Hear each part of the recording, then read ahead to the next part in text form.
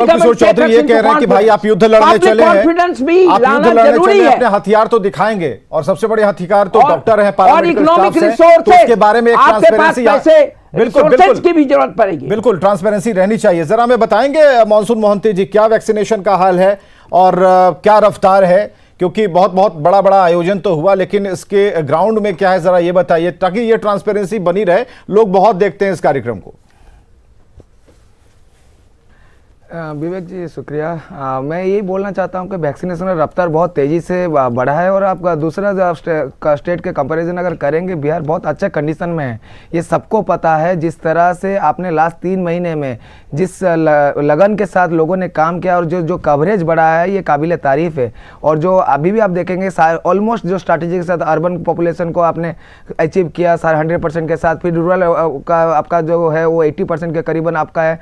तो ये आपको एक इंडिकेशन देता है कि सीवियरिटी को ये हम कंट्रोल कर सकते हैं। इस वायरस के साथ जो सीवियरिटी का बात होता है उसको हम कंट्रोल कर सकते हैं। और साथ ही साथ ये भी हमारे जो आपका इंफ्रा का बात आ रहा है, अभी इस बार जो सेकेंड वेव आया था और थर्ड वेव में बहुत अंतर है। इस बार थोड़ा आपका अच्छे से आपका प्रिपेयर्डनेस लेवल अच्छा है।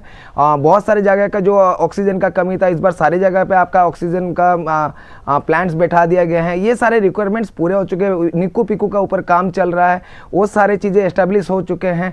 डॉक्टर का ट्रेनिंग का बात हो रहा है, तो स्किल वगैरह के लिए ऑलरेडी एम्स के साथ डॉक्टर सर संजीव सर भी हैं, तो उनके साथ मिलके वो सारे ट्रेनिंग प्रोग्राम भी चल रहा है। तो कहीं ना कहीं पे सरकार इस बार बहुत मतलब अपफ्रंट में है, बहुत अच्छे से काम कर पा रहा है। और इस बार मैं आपको ये भी बताऊंगा कि लोगों को भी एक अपना एक जिम्मेदारी निभाना पड़ेगा। सरकार का एक जिम्मेदारी है, मगर सारे चीज़ आपका जोर जबरदस्ती प्रशासन के थ्रू कराना का मतलब प्रयास नहीं किया जा सकता है। जो लोग पर्टिकुलरली बाहर से आ रहे हैं कि उनका भी अपना एक निजी जिम्मेदारी होना चाहिए। मतलब उनके दायित्व तो रहना चाहिए कि मैं अगर आ रहा हूँ 7 दिन का क्वारंटाइन मुझे होम आइसोलेशन किया जा रहा है, तो उसका मैं ठीक से पालन करूँ, ना कि मैं शादी में चला जाऊँ। क्योंकि ये बात मुझे आज भी याद आता है, जो पहला में एक केस आया था आपका पटना में, जो एक शादी में एक इंसान हो रहा था और 100 लोग पॉजिटिव हुए थे। ये चीज़ों को हमको भूलना नहीं चाहिए। और इसका जो स्प्रेड रेट है ये डेल्टा से आपका बहुत ज़्यादा है, तेज़ी से फैलता है। तो उस एंगल से अगर हम देखेंगे तो अपना भी एक जिम्मेदारी बनता है एक नागरिक के हिसाब से। हमको जो उस समय भी एक हम सुनते थे, जब भी मैं काम करता था तब वो एक बात सुनते थे, बिहार में कोरोना कहाँ, और आज भी वही लट लगाया जाता है कि बिहार में कोरोना कहाँ। लेकिन doctor Sanjeev, professor Naval Kishore Chaudhary, monsoon Mohanty जी और डॉक्टर नीरव कुमार, हम सब कहना चाहेंगे कि 6:30 बजे एक स्पेशल प्रोग्राम हम आज दिखाने वाले, एक बहुत बड़ा खुलासा करने वाले हैं। और ये अरवल से एक रिपोर्ट हम आपको दिखाएंगे। आप देखिएगा कि ये वैक्सीनेशन और इन सब चीज़ों में, और सबसे बड़ी बात RT-PCR का जो टेस्ट किया गया उसमें कैसे एक बड़े घोटाले की बात आती है कि प्रधानमंत्री नरेंद्र मोदी से लेके सभी का नाम है, राजनेताओं का नाम है, फिल्मी हस्तियों का नाम है, ये RT-PCR की रिपोर्ट में है। 2 लोगों को नाप दिया गया है, लेकिन इसके अलावा भी क्या चीजें हैं, आखिर ऐसा क्यों हुआ, DM ने एक्शन ले लिया है। तो ये चीजें कहीं ना कहीं खामियां हैं, जो एक बड़े कैनवस पर अगर आप देखेंगे तो ओमिक्रॉन को बढ़ावा दे रही हैं। 6:30 बजे अपने दर्शकों को हम बताना चाहेंगे, हालांकि इसके बारे में और भी रिपोर्ट हम बताएंगे। डॉक्टर संजीव, बेहतर काम एम्स ने किया, ये बातें प्रोफेसर नवल भी कह रहे हैं, मानसून मोहंती भी कह रहे हैं। तो क्या प्लानिंग थी? और जिस तरीके से अभी कहा जा रहा है कि डॉक्टरों को भी गाइड किया जा रहा है, एक नई पौध को भी बताया जा रहा है कि कैसे केयर करना है और कैसे पेश आना है, तो क्या तैयारियां चल रही हैं पीछे, क्या, क्योंकि ये जानकारियां बहुत कम मिल पाती हैं। जी बिल्कुल।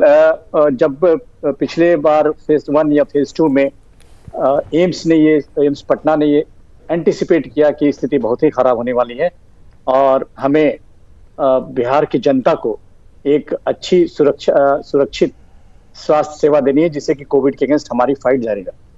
तो भारत सरकार, प्रधानमंत्री के नेतृत्व में भारत सरकार का स्वास्थ्य एवं परिवार कल्याण मंत्रालय के निर्देश पे हमारे डायरेक्टर डॉक्टर PK सिंह के निर्देश में एक टीम बनी है एम्स में, और एक हमने स्टैंडर्ड ऑपरेटिव प्रोसीड्योर बनाया कि हॉस्पिटल का स्ट्रक्चर कैसे बनाए, जिससे कि जो मरीज यहाँ भर्ती हैं उनकी समुचित इलाज हो सके, और आवागमन और परिवार के लोगों को भी कैसे सांत्वना दी जा सके, उनको कैसे भरोसा मिला जाए कि आपके मरीज की रोग अच्छी हो रही है और इसको बढ़ने से भी रोका जाए। तो ये जो स्टैंडर्ड ऑपरेटिंग प्रोसीजर हमने बनाया, जिसमें कि गंभीर मरीजों से लेके साधारण मरीजों के चिकित्सा की एक सिस्टम बनाएगी, प्रोटोकॉल बनाएगी। जी जी। और उसको हम लोगों ने फॉलो किया। बाद में देश के कई मेडिकल कॉलेज ने इसे ही फॉलो किया, और उस फॉलो करने से हमारी पूरी टीम, हमारे एम्स के सभी डिपार्टमेंट, जैसे मैं बता दूं कि हमारे जितने भी सुपर स्पेशलिटी और स्पेशलिस्ट डिपार्टमेंट है, सबको डायरेक्टर साहब ने डिसॉल्व कर दिया और सबको कोविड के अंदर, कोविड अम्ब्रेला के अंदर मिलाया। और मेडिकल सुपरिटेंडेंट के अंदर में सारे लोग, स्पेशलिस्ट और सुपर स्पेशलिस्ट, सब कोविड के इलाज में ले रहे। और हमने एंटिसिपेट करके, जो आज भी मैं अपील करता हूं कि हमारा जो पीड़ित हो जाए, जैसे हमें जो कोविड अप्रोप्रिएट बिहेवियर है इसको रोकने के फैलने से सब जानते हैं। आज हमारे देश के स्कूल के बच्चे भी जानते हैं कि क्या बचाव के लिए क्या उपाय करने हैं। लेकिन जो पीड़ित हो जाए, जिनको एक्चुअल मेडिकल ट्रीटमेंट की जरूरत है, उसके लिए हमारे अस्पताल रोबस्ट ढंग से काम करें और उसकी तैयारी पूरी रखें। उसके लिए पहला चीज है जो हमारे प्रोटोकॉल में कि ऑक्सीजन की व्यवस्था। तो ऑक्सीजन प्लांट हर एक बड़े अस्पताल में या कम से कम डिस्ट्रिक्ट के एक अस्पताल में जरूर होनी चाहिए, जिसमें लिक्विड ऑक्सीजन की व्यवस्था हो और पाइपलाइन से पूरे अस्पताल में ऑक्सीजन को हम हर एक बेड पे दे सकें, जिससे कि ऑक्सीजन के लिए अफरा तफरी ना बचे और हर एक मरीज को, क्योंकि हम सब जानते हैं कि कोविड जो है इसमें लंग्स। ठीक है डॉक्टर संजीव, एक अच्छी जानकारी आपने दी है, खबर भी हमें करने के लिए बात आपने कह दी है, तो एक बार कोशिश जरूर करेंगे। एक तो ग्राउंड रिपोर्ट तो होनी चाहिए भाई कि जहां जहां प्लांट की बात हो रही है, उद्घाटन चल रहे हैं, बड़े बड़े टैंक नजर आ रहे हैं, वहां हो क्या रहा है, सप्लाई है कि खाली पाइप ही बिछा दी गई है। बहुत बहुत शुक्रिया, आप सब हमारे साथ आए और इस अवेयरनेस प्रोग्राम को हम लगातार जारी रखेंगे। आप सभी का बहुत बहुत शुक्रिया। प्रोफेसर नवल किशोर चौधरी, आपका बहुत बहुत शुक्रिया कि आपने उन दुखती नसों को पकड़ने की कोशिश की है और एक ट्रांसपेरेंसी की बात की है कि सरकार को यह जरूर बताना चाहिए। बहुत बहुत शुक्रिया सभी का हमारे साथ इस कार्यक्रम में आने के लिए, और खबरें लगातार जारी हैं।